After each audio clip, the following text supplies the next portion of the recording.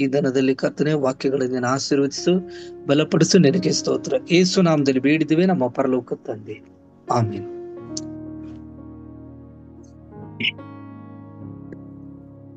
ದೇವರ ಪರಿಶುದ್ಧವಾದ ನಾಮಕ್ಕೆ ಸ್ತೋತ್ರವಾಗಲಿ.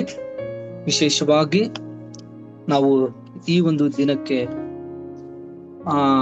ಆಯಲ್ಪಟ್ಟಂತ ಒಂದು ವಾಕ್ಯವನ್ನ ನಾವು ಓದಿ ನಾವು ಮುಂದುವರಿಸೋಣ.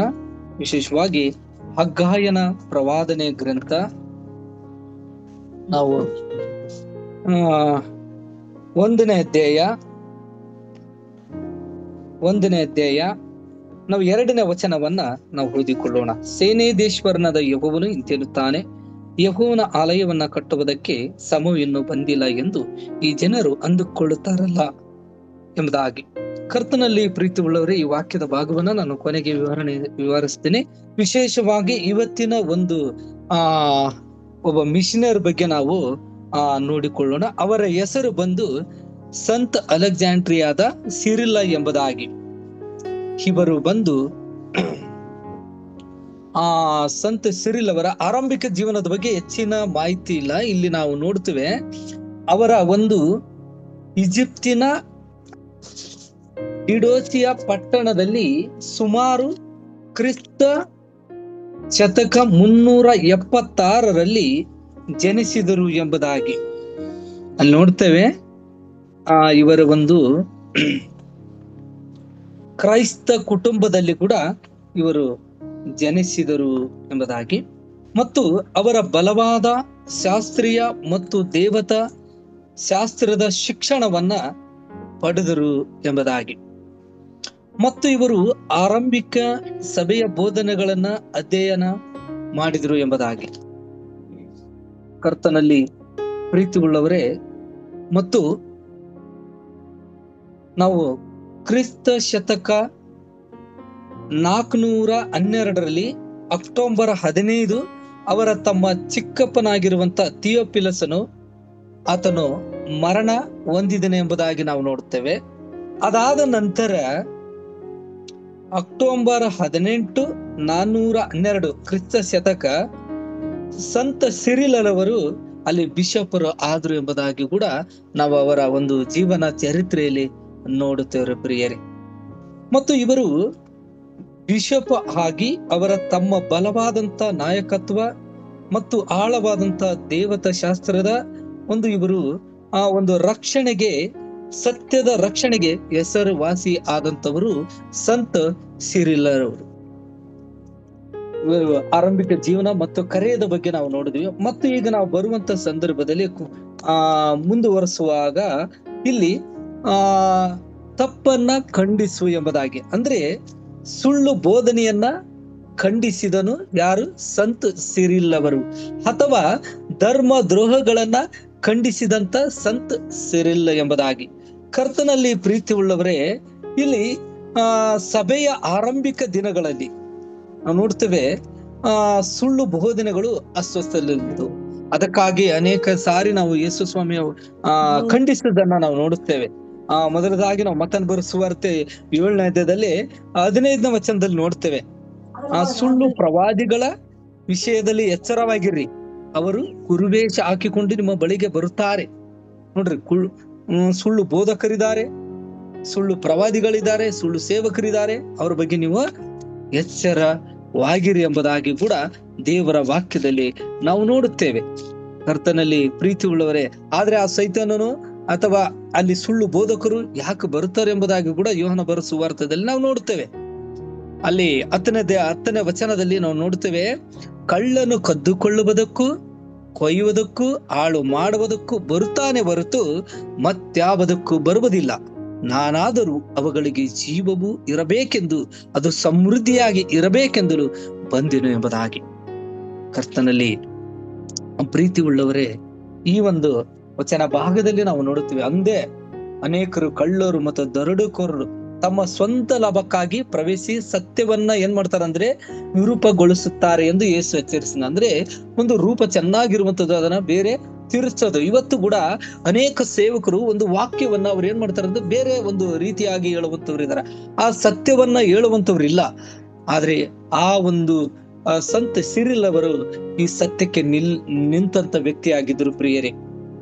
ಇಲ್ಲಿ ಕ್ರಿಸ್ತ ಶತಕ 376ರಲ್ಲಿ ಜನಿಸಿದಂತ ಸಿರಿಲ್ ಅವರು ಅಂತ ಒಂದು ದ್ರೋಹದ ವಿರುದ್ಧವಾಗಿ ಮತ್ತು ಅಂತ ದೋಷಗಳ ವಿರುದ್ಧವಾಗಿ ಸುಧಾರಕನಾಗಿ ಏರಿದನು. ಅಂದ್ರೆ ಆತನು ಅಲ್ಲಿ ಬಂದನು ಎಂಬುದಾಗಿ. ಯಾಕೆ ಬಂದನೆಂಬುದಾಗಿ ನೋಡುವಾಗ ಪವಿತ್ರ ಸತ್ಯವೇದವನ್ನು ಆಳವಾಗಿ ಅಧ್ಯಯನ ಮಾಡಿದನು. ನೋಡ್ರಿ, ಕರ್ತನಲ್ಲಿ ಪ್ರೀತಿ ಉಳ್ಳವರೇ, ಇಲ್ಲಿ ಸಂತ ಸಿರಿಲ್ ಅವರು ಒಂದು ಸುಳ್ಳು ಬೋಧನೆಯನ್ನ ಖಂಡಿಸಿದನ, ಧರ್ಮದ್ರೋಹಗಳನ್ನ ಖಂಡಿಸಿದನು ಮತ್ತು ಈತನು ಪವಿತ್ರ ಸತ್ಯವೇದವನ್ನ ಆಳವಾಗಿ ಅಧ್ಯಯನ ಮಾಡಿದನು. ಈತನು ಆಳವಾಗಿ ಮಾಡಿದನೆಂಬುದಾಗಿ ನೋಡುತ್ತೇವೆ. ಕ್ರಿಸ್ತ ಶಕ 412ರಲ್ಲಿ ಅವರ ಚಿಕ್ಕಪ್ಪನು, ಅಲ್ಲಿ ನಾನು ಆಗಲೇ ಹೇಳಿದಾಗೆ ಥಿಯೋಫಿಲಸನು ಮರಣ ಹೊಂದಿದಾಗ ಅಲ್ಲಿ ಈತನು ಆ ಜಾಗಕ್ಕೆ ಬಂದನು. ಅಂದ್ರೆ ಸಿರಿಲ್ ಬಿಷಪ್ ಅವರಾದರು ಮತ್ತು ಒಂದು ಪ್ರಬಲವಾದಂತ ಆಧ್ಯಾತ್ಮಿಕ ಬೋಧನೆಗಳ ಮೂಲಕ ಜನರ ನಂಬಿಕೆನ ಏನ್ ಮಾಡಿದ ಅಂದ್ರೆ ಬಲಪಡಿಸಲು ಪ್ರಾರಂಭಿಸಿದನು ಎಂಬುದಾಗಿ. ಕರ್ತನಲ್ಲಿ ಪ್ರೀತಿ ಉಳ್ಳವರೇ, ಮತ್ತು ಇಲ್ಲಿ ಕ್ರಿಸ್ತ ಶತಕ 428ರಲ್ಲಿ ದೀಕ್ಷೆ ಪಡೆದಂತ ರೆವರೆಂಡ್ ನೆಸ್ಟೋರಿಯಸ್ ಅವರ ಧರ್ಮ ದ್ರೋಹಗಳನ್ನ ಅವರ ಧೈರ್ಯದಿಂದ ಖಂಡಿಸಿರು. ಇಲ್ಲೊಬ್ರು ಬರ್ತಾರೆ, ಆ ರೆವರೆಂಡ್ ನೆಸ್ಟೋರಿಯ ಎಂಬುದಾಗಿ. ಅವರು ಕೂಡ ಒಂದು ಧರ್ಮ ದ್ರೋಹಗಳನ್ನ ಇವ್ರು ಏನ್ ಮಾಡ್ತಾರೆ ಧೈರ್ಯವಾಗಿ ಖಂಡಿಸ್ತಾ ಇದ್ರ. ಧೈರ್ಯವಾಗಿ ಇವ್ರು ಏನ್ ಮಾಡ್ತಿದ್ರು ಹೇಳ್ತಾ ಇದ್ರು. ಆ ಸಂದರ್ಭದಲ್ಲಿ ಒಂದು ಸಭೆಯನ್ನ ಕರೀತಾರೆ. ಕ್ರಿಸ್ತ ಶತಕ 431ರಲ್ಲಿ ಜನರಲ್ ಕೌನ್ಸಿಲ್ ಮತ್ತು ಕರೆಯುವ ಮೂಲಕ ಅಲ್ಲಿ ಒಂದು ನಿರ್ಣಯವನ್ನ ತೆಗೆದುಕೊಳ್ತಾರೆ. ಒಂದು ಮೀಟಿಂಗ್ ಅನ್ನ ಮಾಡ್ತಾರೆ. ಆ ಮೀಟಿಂಗ್ ಅಲ್ಲಿ ಇರುವಂತ ಸಂದರ್ಭದಲ್ಲಿ ಇಲ್ಲಿ ರೆವರೆಂಡ್ ನೆಸ್ಟೋರಿಯವ್ರನ್ನ ಏನ್ ಮಾಡ್ತಾರೆ ಅಂದ್ರೆ ಬಹಿಷ್ಕಾರವನ್ನ ಮಾಡುವುದನ್ನ ನೋಡುತ್ತೇವೆ. ಈ ಒಂದು ಕ್ರಮವು ಇವ್ರನ್ನ ಬಹಿಷ್ಕಾರ ಮಾಡುವಂತದ್ದು ಅಲ್ಲಿ ಇರುವಂತವ್ರನ್ನ, ಇಲ್ಲಿ ಸಂತ ಸಿರಿಲ್ನವನ್ನ ಅನೇಕ ಶತ್ರುಗಳನ್ನಾಗಿ ಮಾಡಿತ್ತು ಮತ್ತು ಅಂಟಿಯೋಕಿನಿಂದ ಲಿಬಿಯಕ್ಕೆ ಗಡಿಪಾರ ಮಾಡಲು ಕಾರಣವಾಯ್ತು. ನೋಡ್ರಿ, ಇವರು ಸತ್ಯಕ್ಕೆ ಅಲ್ಲಿ ನಿಂತ್ರು. ಇವರು ಅಲ್ಲಿ ಬಹಿಷ್ಕಾರ ಮಾಡಿದ್ರು ಅವ್ರನ್ನ. ಆದ್ರೆ ಇವ್ರಿಗೆ ಅನೇಕರು ಅನೇಕರು ಶತ್ರುಗಳು ಹುಟ್ಟಿಕೊಂಡಿದ್ರು ಎಂಬುದಾಗಿ. ಕರ್ತನಲ್ಲಿ ಪ್ರೀತಿ ಉಳ್ಳವರು, ಇವತ್ತು ನಿಮ್ಮ ಜೀವಿತದಲ್ಲಿ, ನಿಮ್ಮ ಸಭೆಗಳಲ್ಲಿ ನಾವು ಸತ್ಯವಾಗಿ ಮಾತನಾಡುವಾಗ, ನೇರವಾಗಿ ಮಾತನಾಡುವಾಗ ಇದೇ ರೀತಿಯಾಗಿ ನಮಗೆ ಬರುವಂತದ್ದು. ನಮ್ಮನ್ನು ಕೂಡ ಅನೇಕರಿಗೆ ಶತ್ರುಗಳನ್ನು ಹುಟ್ಟಿಕೊಳ್ಳುತ್ತಾರೆ. ಇಲ್ಲಿ ಸಿರಿಲ್ ಅವರು ಅದೇನೇ ಇರ್ಲಿ ಅಂತ ಹೇಳ್ತಾರೆ. ಅಂದ್ರೆ ಇಲ್ಲಿ ಸತ್ಯವನ್ನ ಹೇಳಿದ್ರು, ಖಂಡಿಸಿದ್ರು, ಧೈರ್ಯದಿಂದ ಖಂಡಿಸಿದ್ರು. ಆದ್ರೆ ಇಲ್ಲಿ ಸಂತ ಸಿರಿಲ್ ಅವರು ತಮ್ಮ ಪವಿತ್ರ ಜೀವನ ಮತ್ತು ಅಚಲವಾದಂತ ನಂಬಿಕೆ ಅನೇಕರನ್ನ ಕ್ರಿಸ್ತನ ಕಡೆಗೆ ಸೆಳೆಯಿತು. ಪ್ರಿಯರೇ, ಕರ್ತನಲ್ಲಿ ಪ್ರೀತಿ ಉಳ್ಳವರೇ, ನೋಡ್ರಿ, ಅವರ ಒಂದು ಪವಿತ್ರವಾದಂತ ಜೀವನವನ್ನ ಆಗಿನ ಕಾಲದಲ್ಲಿ ಅವರು ಜೀವಿಸಿದ್ರು ಎಂಬುದಾಗಿ. ಮತ್ತು ಜನಾಂಗದ ಕೊನೆಯವರೆಗೂ ಸತ್ಯಕ್ಕೆ ದೃಢವಾಗಿ ಸಾಕ್ಷಿಯಾಗಿ ಉಳಿದ್ಬಿಟ್ರು. ಒಂದು ಸಾಕ್ಷಿಯಾಗಿ ಅವರು ಉಳಿದ್ರು. ಇವರು ಒಂದು ಆಳವಾದಂತ ಪ್ರಾರ್ಥನೆಯನ್ನು ಕೂಡ ಕಂಡುಕೊಂಡ್ರು. ಅಂದ್ರೆ ಇವರು ಒಂದು ಪ್ರಾರ್ಥನೆ ಜೀವಿತ ಒಂದು ಚೆನ್ನಾಗಿತ್ತು ಎಂಬುದಾಗಿ ಇವರ ಒಂದು ಇತಿಹಾಸದಲ್ಲಿ ನಾವು ನೋಡುತ್ತೇವೆ. ಮತ್ತು ತಮಗಾಗಿ ಪ್ರಾರ್ಥನೆ ಮಾಡದೆ ಇತರರಿಗಾಗಿ ಇವರು ಏನ್ ಮಾಡ್ತಿದ್ರು ಅಂದ್ರೆ ಪ್ರಾರ್ಥನೆಯಲ್ಲಿ ದೇವರೊಂದಿಗೆ ಆಳವಾಗಿ ಒಂದು ಪ್ರಾರ್ಥನೆ ಮಾಡ್ತಿದ್ರು ಎಂಬುದಾಗಿ. ಕರ್ತನಲ್ಲಿ ಪ್ರೀತಿ ಉಳ್ಳವರೇ, ನಾವು ಅವರ ಜೀವನದ ಮೂಲಕವಾಗಿ ನಾವು ಕೂಡ ನಾವು ಸತ್ಯಕ್ಕಾಗಿ ನಿಲ್ಲಬೇಕಾಗುತ್ತೆ. ಅನೇಕರು ತಪ್ಪು ಮಾಡುವಾಗ ದೇವರ ವಾಕ್ಯದ ಮೂಲಕ ನಾವ್ ಏನ್ ಮಾಡ್ಬೋದು, ಅವ್ರಿಗೆ ತಿಳಿಯನ್ನ ಅಥವಾ ದೇವರ ವಾಕ್ಯವನ್ನ ಕೊಟ್ಟು ಅವ್ರನ್ನ ಹೇಳ್ಬೇಕೆಂಬುದಾಗಿ ಕೂಡ ಇಲ್ಲಿ ದೇವರ ವಾಕ್ಯದಲ್ಲಿ ನಾವು ನೋಡುತ್ತೇವೆ. ಕರ್ತನಲ್ಲಿ ಪ್ರೀತಿ ಉಳ್ಳವರೇ, ಅವರ ಜೀವನವನ್ನ ಪ್ರತಿಬಿಂಬಿಸುವಂತ ಸತ್ಯವೇದ ವಚನದಲ್ಲಿ ನೋಡುವಾಗ ಕೊಲೊಸ್ಸೆ ಪತ್ರಿಕೆ 2ನೇ ಅಧ್ಯಾಯ 9ನೇ ವಚನದಲ್ಲಿ ನೋಡುತ್ತೇವೆ, ಕ್ರಿಸ್ತನಲ್ಲಿಯೇ ದೇವರ ಸರ್ವ ಸಂಪೂರ್ಣತೆಯು ಅವತರಿಸಿ ವಾಸ ಮಾಡುತ್ತದೆ. ಕರ್ತನಲ್ಲಿ ಪ್ರೀತಿ ಉಳ್ಳವರೇ, ಇಲ್ಲಿ ಸಂತ ಸಿರಿಲ್ ಅವರ ಒಂದು ಯೇಸುವಿನ ದೈವಿಕ ಮತ್ತು ಮಾನವ ಸ್ವಭಾವನ ಒಬ್ಬ ಏಕಾಕೃತ ವ್ಯಕ್ತಿಯಾಗಿ ರಕ್ಷಿಸುವುದರೊಂದಿಗೆ ಹೊಂದಿಕೆಯಾಗುತ್ತದೆ. ಅಂದ್ರೆ ಈತನು ಅಲ್ಲಿ ದೇವರ ಮೇಲೆ ಸಂಪೂರ್ಣತೆ ಅಲ್ಲಿ ಇದ್ದನೆಂಬುದಾಗಿ ಕೂಡ ದೇವರ ವಾಕ್ಯದಲ್ಲಿ ನಾವು ನೋಡುತ್ತೇವೆ. ಇವರು ಅವರ ಜೀವನದಿಂದ ನಮ್ಮ ಜೀವನಕ್ಕೆ ಅನ್ವಯಿಸುವಿಕೆಯನ್ನು ಅಂದ್ರೆ ಈಗ ಸಂತ ಸಿರಿಲ್ ಅವರ ಜೀವನದ ಮೂಲಕ ನಾವೇನು ಕಲ್ತುಕೊಳ್ಳುತ್ತೀವಿ. ಇಲ್ಲಿ ಅಲ್ಲಿ ಸ್ಕ್ರೀನ್ ಅಲ್ಲಿ ಕಾಣುವಂತದ್ದನ್ನು 3 ವಿಷಯಗಳನ್ನ ಬಹಳ ಇಂಪಾರ್ಟೆಂಟ್ ಪ್ರಿಯರೇ. 3 ವಿಷಯಗಳನ್ನ ನಾವು ನೋಡುತ್ತೇವೆ. ಮೊದಲನೇದಾಗಿ ಆತನು ಸತ್ಯಕ್ಕಾಗಿ ನಿಂತನು ಎಂಬುದಾಗಿ ನೋಡುತ್ತೇವೆ. ಅಂದ್ರೆ ಸಿರಿಲ್ ಸತ್ಯವೇದದ ಸತ್ಯವನ್ನ ಧೈರ್ಯದಿಂದ ಸಮರ್ಥಿಸಿಕೊಂಡನು. ಅದು ಜನಪ್ರಿಯವಾಗದಿದ್ದರೂ ಸಹ ಇಂದು ನಮ್ಮ ನಂಬಿಕೆಯಲ್ಲಿ ಹೇಗೆ ದೃಢವಾಗಿ ನಿಲ್ಲಬಹುದು. ಒಂದು ಪ್ರಶ್ನಾರ್ಥಕ ಚಿಹ್ನೆ ನೋಡ್ರಿ. ಪ್ರಶ್ನೆ ಇಲ್ಲಿ ನಾವು ಸತ್ಯಕ್ಕಾಗಿ ನಿಲ್ಬೇಕಂತ್ರೆ. ಮತ್ತೆ ಎರಡನೇದಾಗಿ ಕ್ರಿಸ್ತನ ಬಗ್ಗೆ ನಿಮ್ಮ ತಿಳುವಳಿಕೆನ ಆಳವಾಗಿ ನಾವು ಸತ್ಯವೇದವನ್ನ ಈತನು ಯಾವ ರೀತಿ ಧ್ಯಾನ ಮಾಡಿದನೋ ಅದೇ ರೀತಿಯಾಗಿ ನಾವು ಕೂಡ ಧ್ಯಾನಿಸಬೇಕೆಂಬುದಾಗಿ. ಸಿರಿಲ್ ಅವರ ಬರಹಗಳು ಬುದ್ಧಿವಂತಿಕೆಯಲ್ಲಿ ಬೆಳೆಯಲು, ಸತ್ಯವೇದದ ಮತ್ತು ಸಭೆಯ ಬೋಧನೆಗಳನ್ನ ಅಧ್ಯಯನ ಮಾಡಲು ನಮಗೆ ನೆನಪಿಸುವಂತದ್ದು. ನೋಡ್ರಿ, ಇದು ಆಳವಾಗಿ ಸತ್ಯವೇದವನ್ನ ಧ್ಯಾನ ಮಾಡಿದಂತ. ಅದೇ ರೀತಿಯಾಗಿ ನಮ್ಮ ಜೀವನದಲ್ಲಿ ನಾವು ಕೂಡ ಆಳವಾದಂಥದ್ದು ನಾವು ಕಲಿಯಬೇಕೆಂಬುದಾಗಿ ಕೂಡ ದೇವರ ವಾಕ್ಯದಲ್ಲಿ ನಾವು ನೋಡುತ್ತೇವೆ. ಕರ್ತನಲ್ಲಿ ಪ್ರೀತಿ ಉಳ್ಳವರೇ, ತಿಳುವಳಿಕೆ, ದೇವರ ಜ್ಞಾನವನ್ನ, ವಿವೇಕವನ್ನ ದೇವರು ಕೊಡುವಂತವರಾಗಿದ್ದಾರೆ. ಜ್ಞಾನೋಕ್ತಿ ಇಲ್ಲಿ 3:5 ನೋಡುತ್ತೇವೆ ನಾವು. ನಮ್ಮ ಸ್ವಂತ ಸ್ವಾಬಲದಿಂದ ನಾವು ಜೀವಿಸಬಾರದು. ಅಂದ್ರೆ ನಾವು ಅನೇಕ ಸಾರಿ ನಮ್ಮ ಸ್ವಂತ ಬಲದಿಂದ ನಾವು ಜೀವಿಸುವಂತವರಾಗಿದೆ. ಆದ್ರೆ ಇಲ್ಲಿ ಜ್ಞಾನೋಕ್ತಿಯಲ್ಲಿ ನಾವು 3:5 ವಚನದಲ್ಲಿ ನೋಡ್ತೇವೆ. ಸ್ವಬುದ್ಧಿಯನ್ನೇ ಆಧಾರ ಮಾಡಿಕೊಳ್ಳದೆ ಪೂರ್ಣ ಮನಸ್ಸಿನಿಂದ ಯೆಹೋವನಲ್ಲಿ ಭರವಸೆ ಬಿಡು. ನೋಡ್ರಿ, ಆ ಭರವಸೆ ದೇವರಲ್ಲಿ ನಾವು ಇಡಬೇಕೆಂಬುದಾಗಿ ಕೂಡ ದೇವರ ವಾಕ್ಯದಲ್ಲಿ ನಾವು ನೋಡುತ್ತೇವೆ. ಕರ್ತನಲ್ಲಿ ಪ್ರೀತಿ ಉಳ್ಳವರೇ, ನಮ್ಮ ಅಧ್ಯಯನ ಮಾಡಲು ನಮಗೆ ಒಂದು ಸಿರಿಲ್ ಅವರ ಒಂದು ನೆನಪಿಸುವಂತದ್ದು. ಅಂದ್ರೆ ಅವರ ಜೀವನದಿಂದ ನಮ್ಮ ಜೀವನಕ್ಕೆ ನಾವು ಏನನ್ನ ಕಲೀಲಿಕ್ಕಿದ್ದೀವಿ. ಮೊದಲನೇದಾಗಿ ಸತ್ಯಕ್ಕಾಗಿ ನಿಲ್ಲಿ. ಎಂಥದನ್ನ ಬರಲಿ ಪ್ರಿಯರೇ, ನಾವು ಸತ್ಯಕ್ಕಾಗಿ ನಿಲ್ಲಬೇಕು. ಎರಡನೇದಾಗಿ ಕ್ರಿಸ್ತನ ಬಗ್ಗೆ ನಮ್ಮ ತಿಳುವಳಿಕೆಯನ್ನ ಆಳಗೊಳಿಸ್ಬೇಕಂದ್ರೆ ಆಳವಾಗಿ ನಾವು ಧ್ಯಾನ ಮಾಡಬೇಕು ಪ್ರಿಯರೇ. ಸತ್ಯವೇದವನ್ನು ಓದಬೇಕು, ನಾವು ಪ್ರಾರ್ಥಿಸಬೇಕು. ಮತ್ತು ವಿಶೇಷವಾಗಿ 3ನೇದಾಗಿ ಸಭೆಯಲ್ಲಿ ಏಕತೆ ಎಂಬುದಾಗಿ. ನೋಡ್ರಿ, ಇಲ್ಲಿ ಅವರ ಸಿದ್ಧಾಂತದಲ್ಲಿ ಏಕತೆಯನ್ನು ಕಾಪಾಡಲು ಕೆಲಸ ಮಾಡಿದರು. ನಾವು ನಮ್ಮ ಕ್ರೈಸ್ತ ಸಮುದಾಯಗಳಲ್ಲಿ ಏಕತೆ ಮತ್ತು ಪ್ರೀತಿಯನ್ನ ಉತ್ತೇಜಿಸುತ್ತಿದ್ದೇವಾ? ಪ್ರಶ್ನೆ ಇದು. ಆದ್ರೆ ಇದಕ್ಕೆ ಸಂಬಂಧಪಟ್ಟಂತ ಒಂದು ವಾಕ್ಯವನ್ನ ನಾನು ನಿಮಗೆ ಓದಿಸ್ತೇನೆ. ಎಫೆಸದವರಿಗೆ ಬರೆದ ಪತ್ರಿಕೆ 4ನೇ ಅಧ್ಯಾಯ ನಾವು 1-6 ವಚನಗಳಲ್ಲಿ ಓದುವಾಗ ಅಲ್ಲಿ ಒಂದು ಐಕ್ಯತೆ, ಕರ್ತನಲ್ಲಿ ಪ್ರೀತಿ ಉಳ್ಳವರೇ, ಸಭೆಯಲ್ಲೇ ಐಕ್ಯತೆ, ಕುಟುಂಬದಲ್ಲೇ ಐಕ್ಯತೆ, ಕೆಲಸಗಳಲ್ಲಿ ಐಕ್ಯತೆ, ಅನೇಕ ರೀತಿಯಲ್ಲಿ ನಾವು ಐಕ್ಯತೆಯನ್ನ ನಾವು ಕಾಪಾಡಿಕೊಳ್ಳಬೇಕು. ಈಗಿನ ದಿನಮಾನಗಳಲ್ಲಿ ನೋಡುತ್ತೇವೆ, ನಾವು ಒಂದು ಕುಟುಂಬದಲ್ಲಿ ಐಕ್ಯತೆಯನ್ನ ನಾವು ಕಾಣ್ಲಿಕ್ಕೆ ಸಾಧ್ಯನೇ ಇಲ್ಲ. ಅನೇಕರು ಈಗ ತಂದೆ ತಾಯಿಗಳನ್ನ ಮಕ್ಕಳು ಕಂಡ್ರೆ ಆಗುವುದಿಲ್ಲ. ನಾವು ನೋಡ್ತೇವೆ ಮಕ್ಕಳು ಮತ್ತೆ ಗಂಡ ಹೆಂಡತಿಯರಲ್ಲಿ ಕೂಡ ಐಕ್ಯತೆಯನ್ನ ನಾವು ಇಲ್ಲದನ್ನ ನಾವು ನೋಡುತ್ತೇವೆ. ಅದು ಮಾತ್ರವಲ್ಲದೆ ಮುಖ್ಯವಾಗಿ ಅತ್ತೆ ಸೊಸೆಯರಲ್ಲಿ ಕೂಡ ನಾವು ನೋಡ್ತೇವೆ ಐಕ್ಯತೆಗಳಲ್ಲಿಲ್ಲ. ಒಬ್ಬರನ್ನ ಕಂಡ್ರ ಒಬ್ಬರು ಆಗುವುದಿಲ್ಲ. ಅದು ಮಾತ್ರವಲ್ಲದೆ ಸಭೆಯಲ್ಲಿ ಕೂಡ ಇವತ್ತು ಐಕ್ಯತೆ ಇಲ್ಲ. ಅವ್ರನ್ನ ಕಂಡ್ರೆ ಇವ್ರಾಗಲ್ಲ, ಇವ್ರನ್ನ ಕಂಡ್ರ ಅವ್ರು ಆಗೋದಿಲ್ಲ. ಆದ್ರೆ ಸಭೆಯಲ್ಲಿ ಒಂದು ಐಕ್ಯತೆ ಇರ್ಬೇಕೆಂಬುದಾಗಿ ಕೂಡ ಇಲ್ಲಿ ಸಂತ ಸಿರಿಲ್ ಅವರು ಹೇಳ್ತಾ ಇದ್ದಾರೆ. ಕರ್ತನಲ್ಲಿ ಪ್ರೀತಿ ಉಳ್ಳವರೇ, ಎಫೆಸದವರಿಗೆ ಬರೆದ ಪತ್ರಿಕೆ ನಾವು ಓದಿಕೊಳ್ಳೋಣ. ನಾನು ಈ ವಾಕ್ಯವನ್ನು ಓದ್ತೇನೆ.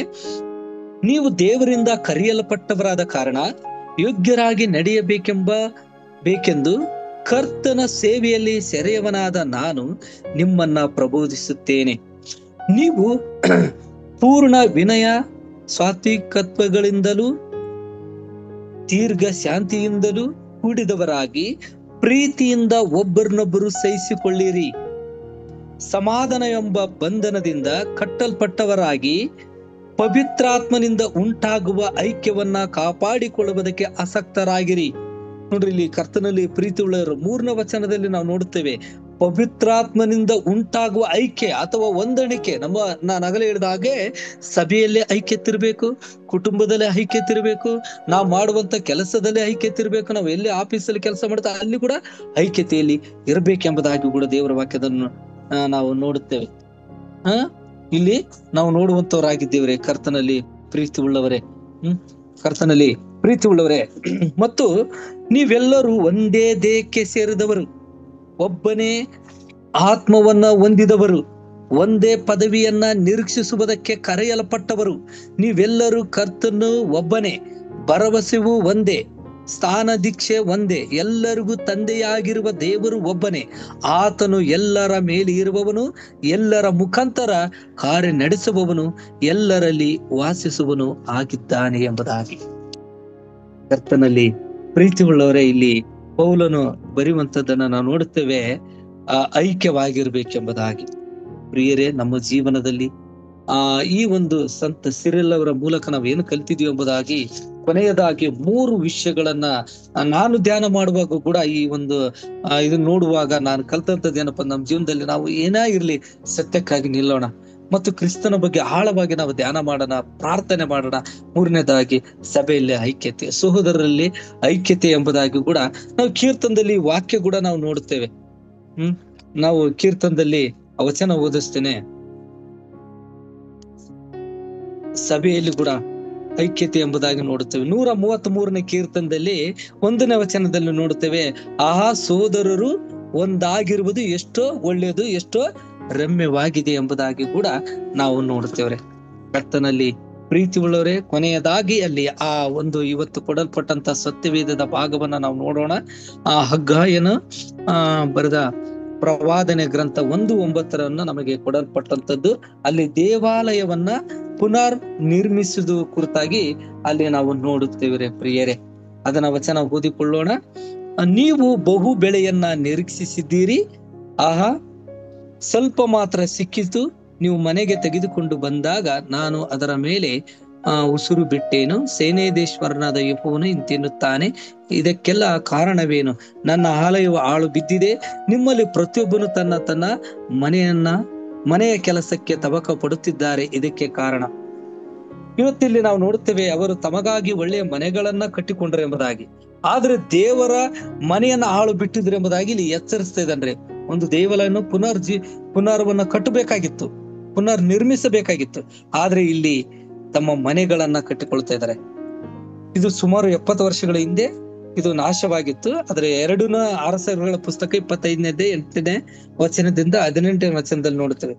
ಇವತ್ತು ಕರ್ತನಲ್ಲಿ ಪ್ರೀತಿ ಉಳ್ಳವರೇ, ಇಂದು ಅನೇಕ ಕ್ರೈಸ್ತರು ತಮ್ಮ ತಾವೇ ಉನ್ನತಕ್ಕಲ್ಲಿ ಏರಿಸಿಕೊಂಡು ತಮ್ಮನ್ನ ತಾವು ಹೆಚ್ಚಿಸಿಕೊಂಡು ದೇವರ ಕಾರ್ಯವನ್ನ ನಿರ್ಲಕ್ಷ್ಯ ಮಾಡ್ತಿದ್ದಾರೆ. ಪ್ರಿಯರೇ, ತಮಗಾಗಿ ಸಮಯವನ್ನು ಹೊಂದಿದರು, ಆತನಗಾಗಿ ಇಲ್ಲ. ಆದ್ರೆ ಇವತ್ತು ನಾವು ಆತನಗಾಗಿ ನಾವು ಜೀವಿಸಬೇಕು. ಪ್ರಿಯರೇ, ಸತ್ಯವೇದದಲ್ಲಿ ಇನ್ನೊಂದು ವಾಕ್ಯ ಹೇಳುತ್ತೆ, ಮತ್ತನ ಬರೆಸುವಾರ್ತೆ 6ನೇ ಅಧ್ಯಾಯ 33ನೇ ವಚನದಲ್ಲಿ ನೋಡ್ತೇವೆ, ಮೊದಲು ದೇವರ ರಾಜ್ಯಕ್ಕಾಗಿ ನೀತಿಗಾಗಿ ತವಕ ಪಡೆಯರೆಂಬುದಾಗಿ ದೇವರ ವಾಕ್ಯದಲ್ಲಿ ನಾವು ನೋಡುತ್ತೇವೆ. ಪ್ರಿಯರೇ, ಕರ್ತನಲ್ಲಿ ಪ್ರೀತಿ ಉಳ್ಳವರೇ, ದೇವರ ವಾಕ್ಯ ದೇವರ ಆಶೀರ್ವದಿಸಲಿ. ಈ ಒಂದು ಸಂತ್ ಸಿರಿಲ್ ಅವರ ಮೂಲಕವಾಗಿ ಅನೇಕ ವಿಷಯಗಳನ್ನ ದೇವರು ಮಾತನಾಡಿದಕ್ಕಾಗಿ ಮೊದಲದಾಗಿ ದೇವರಿಗೆ ಸ್ತೋತ್ರ ಮಾಡುತ್ತಾ ನಾವು ಪ್ರಾರ್ಥನೆ ಮಾಡಿಕೊಳ್ಳೋಣ. ಪ್ರಿಯರೇ, ನಮ್ಮನ್ನ ಬಹಳವಾಗಿ ಪ್ರೀತಿಸುವ ಪರಲೋಕದ ನಮ್ಮ ತಂದೆಯ ದೇವರೇ, ಪರಿಶುದ್ಧನು, ಮಹೋನ್ನತನು, ಸರ್ವಶಕ್ತನು, ಸರ್ವವ್ಯಾಪಿ, ಸರ್ವಜ್ಞಾನಿ ಆಗಿರುವಂತ ದೇವಾದಿ ದೇವನೇ, ರಾಜಾದಿ ರಾಜನೇ, ನಿನಗೆ ಸ್ತೋತ್ರ ಸ್ವಾಮಿ. ಅಪ್ಪ, ಈ ಒಂದು ದಿನಕ್ಕಾಗಿ ನಾವು ಪ್ರಾರ್ಥಿಸ್ತೇವೆ ಸ್ವಾಮಿ. ಈ ದಿನವನ್ನ ನೀನು ಆಶೀರ್ವದಿಸು, ಬಲಪಡಿಸು. ಅದು ಮಾತ್ರವಲ್ಲದೆ ಕರ್ತನೆ, ಈ ಜೂಮ್ ಮೀಟಿಂಗ್ ನಲ್ಲಿ ಇರುವಂತ ಎಲ್ಲ ಸಹೋದರಗಾಗಿ ನಾವು ಪ್ರಾರ್ಥನೆ ಮಾಡ್ತೇವೆ ಸ್ವಾಮಿ. ಈ ಒಂದು ಮಿಷನರಿ ಮೂಲಕವಾಗಿ ಅನೇಕ ನಾವು ಆತ್ಮಿಕವಾಗಿ ಶಾರೀರಿಕವಾಗಿ ತಿಳಿದುಕೊಳ್ಳುವಂತೆ ನಿನ್ನ ಕೊಟ್ಟ ಅವಕಾಶಕ್ಕಾಗಿ ಸ್ತೋತ್ರ ಮಾಡುತ್ತೇಪ್ಪ.